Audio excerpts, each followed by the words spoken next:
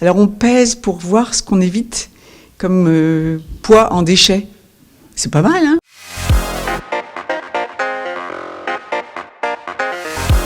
Aujourd'hui, Anonymal TV, la maison numérique reçoit le Repair Café du Pays d'Aix.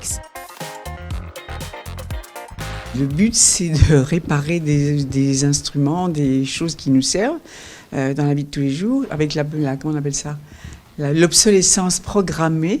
Les gens, ils fichent ça à la poubelle, donc c'est un peu dommage, c'est du gaspillage. Et donc là, le but, c'est de réparer, et on s'aperçoit qu'il y a des tas de choses qui refonctionnent très bien.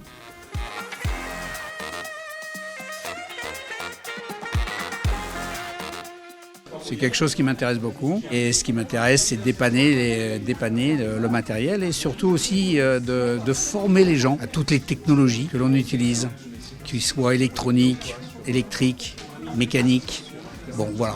Donc essayer de faire passer un peu notre connaissance. Je connais le Repair Café depuis quelques années.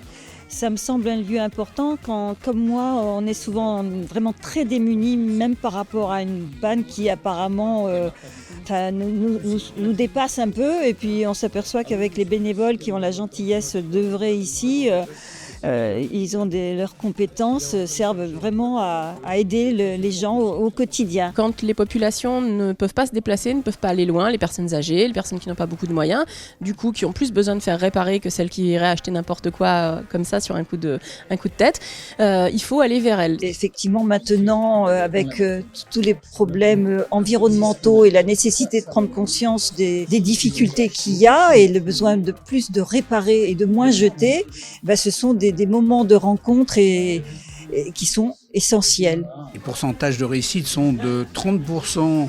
On arrive à réparer directement le matériel. 30 autres, on détecte la panne et donc la personne doit revenir avec la pièce qu'il faudra remplacer. Et 30% qui effectivement ne sont vraiment pas rentables à réparer. Donc là, c'est direct poubelle. Alors on pèse pour voir ce qu'on évite comme poids en déchets. C'est pas mal, hein? Alors bon, on fait plus les machines à laver, des trucs comme ça, mais il y a eu une période où à coup de doux, on a réparé. Je me souviens quelqu'un qui a apporté une télévision phénoménale. Ça, il y avait même un type qui avait une imprimante 3D. Et c'est pour ça que je pense que c'est intéressant ici, parce qu'il y a des petites pièces qui manquent sur des objets qui n'ont plus cours, mais c'est juste une petite pièce. Et je suis sûre que ça pourrait être fait en imprimante 3D.